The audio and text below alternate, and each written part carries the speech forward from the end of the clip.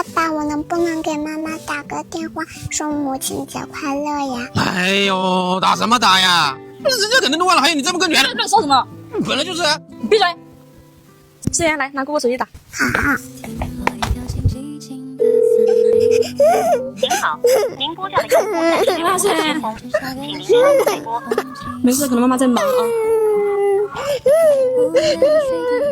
看吧，我就说嘛，早把我俩忘得一干二净了。再说信你把你嘴巴捧上。思源，这包子坏掉了，不能吃。姑姑，我不吃，我只是想妈妈了。我拿出来看一看，是不是想吃妈妈做的包子啦？我想吃妈妈的包子，我更想妈妈。妈妈一定会回来看你的。姑姑今天做包子吃，好吧？好。姑姑先跟弟弟做。